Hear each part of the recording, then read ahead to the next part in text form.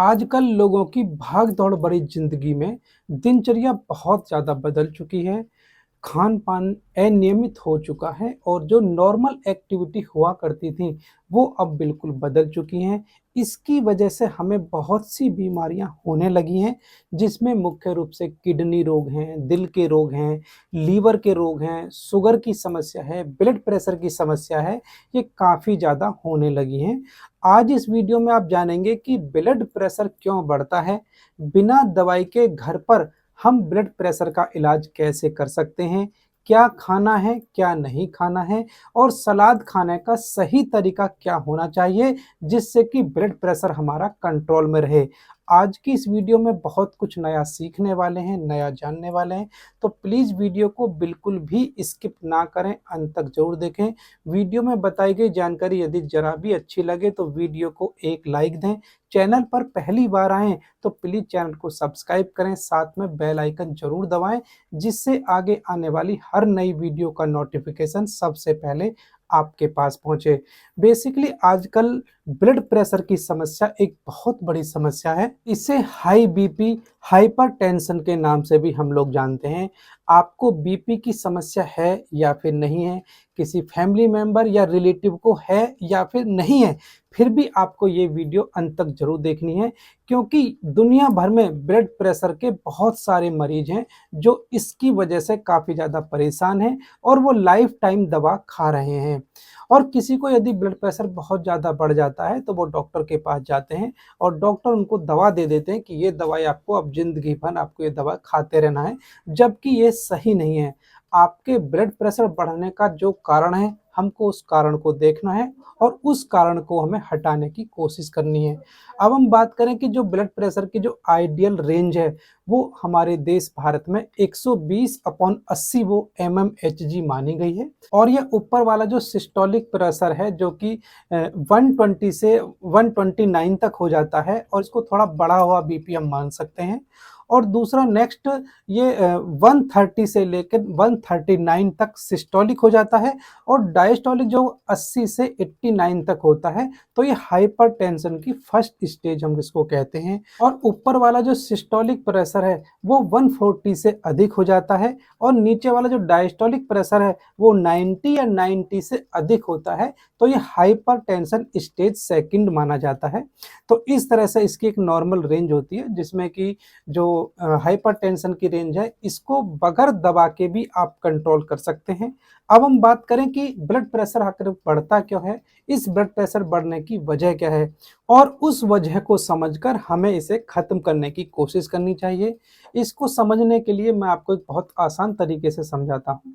जैसे कि एक पंप है और पंप के द्वारा पाइप से पानी आगे की तरफ जा रहा है। यदि पाइप में किसी तरह का कोई ब्लॉकेज आ जाता है या पाइप को हम अंदर से या बाहर की तरफ से इस तरह से कोई पिचका देते हैं, दबा देते हैं, तो उससे क्या है, पंप और पाइप दोनों पर बहुत ज़्यादा प्रेशर पड़ता है। सेम हमारे शरीर में हार्ट और ब्लड वेसल्स के बीच होता है। यदि हम कोई दवा का इस्तेमाल करना शुरू कर देते हैं तो इस टाइम जो दवा है, वो हमारी दवा जो होती है वो खून को पतला करने का काम करती है, जो कि ब्लड फ्लो को और आसान कर देती है। मतलब वो जो ब्लॉकेज है, उस ब्लॉकेज को नहीं हटाती है बल्कि फ्लो को सही बनाने की कोशिश करती है। जबकि हमको ब्लड वेसल्स में उस जमा ब्लॉकेज को हटाने की कोशिश करनी चाहिए, जिससे कि हमारा जो ब्लड फ्लो है वो बेहतर हो सके और जो अवरोध उसके अंदर हैं उन अवरोधों को हटाया जा सके, जिससे कि ब्लड प्रेशर को नॉर्मल किया जा सके। यदि हमारी किसी गाड़ी में कोई खराबी हो जाती है, कोई कमी हो जाती है, तो मैकेनिक उस कमी को दूर करते हैं। ऐसा ही हमारे शरीर के साथ होना चाहिए, लेकिन ऐसा नहीं होता है। जब आपको ब्लड प्रेशर की समस्या होती है तो आपको डॉक्टर के पास जाते हैं, डॉक्टर आपको दवा दे देते हैं कि अब ज़िंदगी भर आपको ये दवा खाती रहनी है और आपको ब्लड प्रेशर का एक मरीज बना दिया जाता है। तो इसका सॉल्यूशन क्या है? जिस वजह से ब्लड प्रेशर बढ़ा हुआ है, उस वजह को ही अगर हम ख़त्म कर दें, जो कि हमारे पाइप में कोई कचरा जम चुका है, नसों में ब्लॉकेज हो चुका है, तो ब्लड प्रेशर अपने आप नॉर्मल आ जाएगा। और बीमारियों की वजह आजकल हमारी लाइफ़स्टाइल बहुत ज़्यादा है। हम कैसे काम करते हैं, क्या खाते हैं और कितने बजे सोते हैं, कितने बजे सोकर उठते हैं, हमारे काम करने का तरीका क्या है, जो कि अब बहुत ज़्यादा बदल चुका है। हम मशीनें बहुत ज़्यादा यूज़ करते हैं, टेक्नोलॉजी यूज़ करते हैं। पहले हम जितना ज़्यादा चलते-फिरते थे, उतने ज़्यादा चलते-फिरते भी नहीं हैं। यह सब हमारी बीमारियों का कारण है। और दूसरा हमारा खान-पीन की जो आदतें हैं, वो अब बहुत ज़्यादा बदल चुकी हैं। इसमें जो खान-पान बहुत ज़्यादा मायने रखता है। पहले की जो चीज़ें हैं और अब की चीज़ों में, उनमें बहुत ज़्यादा बदलाव आ चुका है। टाइम बे टाइम सोने उठने की वजह से जो शरीर का मेटाबॉलिज़्म जिस तरह से काम करना चाहिए, वो वैसा काम नहीं करता है, जो कि हमारे शरीर को बीमार बना देता है। आज की लाइफ़स्टाइल में हम थोड़ा बदलाव कर सकते हैं, जैसे कि हम मोबाइल बहुत ज़्यादा देखते हैं, लगभग 4 से 5 घंटे मोबाइल चला रहे हैं, तो उस समय को हम कम कर सकते हैं। और टीवी देखने का जो समय है, उसे हम कम कर सकते हैं। बहुत ज़्यादा बाहर का खाना खाते हैं, उसे हम कम कर सकते हैं।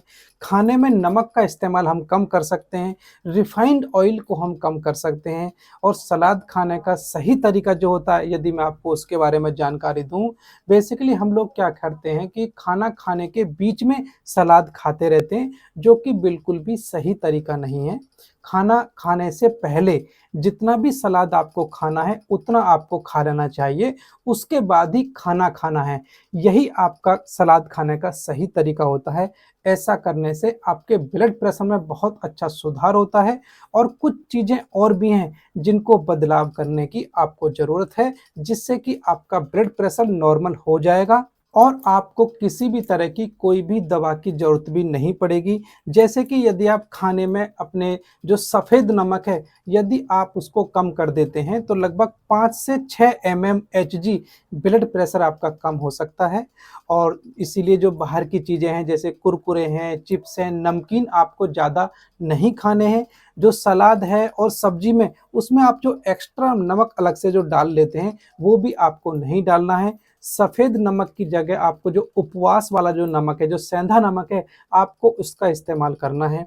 आपको फ़िज़िकल एक्टिविटी है, एक्सरसाइज़ है, योगा है, स्विमिंग है, साइक्लिंग है, सीढ़ी चढ़ना है, सीढ़ी उतरना है, टहलना इत्यादि आपको ज़रूर करना है।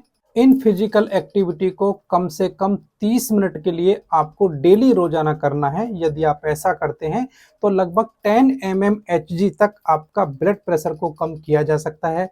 आपको अपना वजन भी कम करना है। यदि आपका वजन बहुत ज़्यादा है, तो उसको कम करके भी ब्लड प्रेशर को कम किया जा सकता है। इसमें 1 mmHg पर केजी के अनुसार ब्लड प्रेशर कम होता है। मतलब यदि आपने 10 किलोग्राम अपना वजन कम कर लिया, तो ब्लड प्रेशर भी आपका 10 mmHg तक कम हो सकता है।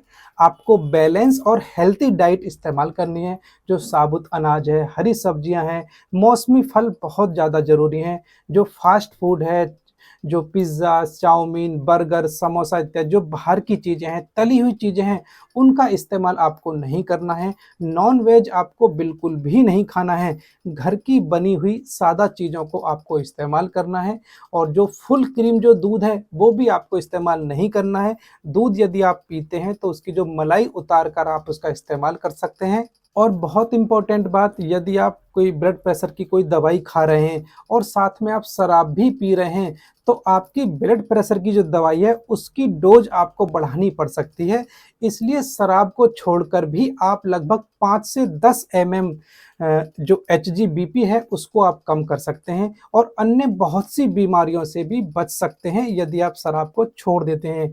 इसीलिए आपको जो शराब है, उसको बहुत कम, बिल्कुल सीमित मात्रा में आप इस्तेमाल करें, या फिर आप उसे बिल्कुल छोड़ दें। लेकिन जो स्मोकिंग है, स्मोकिंग आपको तुरंत ही छोड़नी होगी, क्योंकि इसमें जो निकोटीन होता है, वो बहुत तेज़ी से ब्लड प्रेशर को बढ़ाता है। चाय, कॉफ़ी का जो इस्तेमाल है, वो भी आपको बहुत कम करना है या फिर बिल्कुल नहीं करना है। इससे भी आपका 10 mmHg तक ब्लड प्रेशर को कम किया जा सकता है। आपको अपना जो स्ट्रेस लेवल है, जो टेंशन है, तनाव है, चिंता है, वो भी आपको दूर करना है। इससे भी आपका ब्लड प्रेशर कम होता है। और इन बताए गए तरीकों को यदि आप फॉलो करते हैं और ब्लड प्रेशर की जो दवाई आप खा रहे हैं, उसकी भी डोज काफ़ी हद तक कम हो जाती है। जैसे कि यदि आप किसी दवाई को, जो ब्लड प्रेशर की दवाई है, उसमें दिन में 2 या 3 बार आप खा रहे हैं और इन आदतों को अपनाना शुरू कर देते हैं, तो उसकी जो डोज है वो लगभग 1 बार आपकी हो जाती है। यदि आप पहले से ही 1 बार दवाई खाते हैं तो उसकी डोज भी बहुत कम या फिर ख़त्म हो जाएगी और आपकी जो लाइफ टाइम दवा खाने की जो आदत है वो भी आपकी बिल्कुल छूट जाएगी। तो फिलहाल इस वीडियो में सिर्फ इतना ही, और मैं उम्मीद करता हूँ कि आज इस वीडियो के माध्यम से आपने कुछ ना कुछ नया सीखा होगा, नया जाना होगा। वीडियो में बताई गई जानकारी आपको पसंद आई होगी तो प्लीज़ वीडियो को एक लाइक दें, एक कमेंट करें, वीडियो को शेयर करें। चैनल पर पहली बार आएँ तो प्लीज़ चैनल को सब्सक्राइब करें। साथ में बेल आइकन ज़रूर दबाएँ, जिससे आगे आने वाली हर नई वीडियो का नोटिफ़िकेशन सबसे पहले आपके पास पहुँचे। हमेशा पॉजिटिव रहें, स्वस्थ रहें, खुश रहें, कॉन्फिडेंट रहें और इस वीडियो के बारे में अपनी राय ज़रूर दें। यदि आप जानना चाहते हैं कि ब्लड प्रेशर यदि बढ़ जाए तो सबसे पहले अपने घर पर क्या काम करें, इसके लिए आप ये ऊपर वाली वीडियो देखें और आयुर्वेदिक तरीकों से ब्लड प्रेशर की समस्या को जड़ से कैसे ख़त्म करें, इसके लिए आप ये नीचे वाली वीडियो ज़रूर देखें। मिलते हैं एक नई वीडियो में नई जानकारी के साथ, तब तक आप सभी को मेरा नमस्कार, जय हिंद, वंदे मातरम।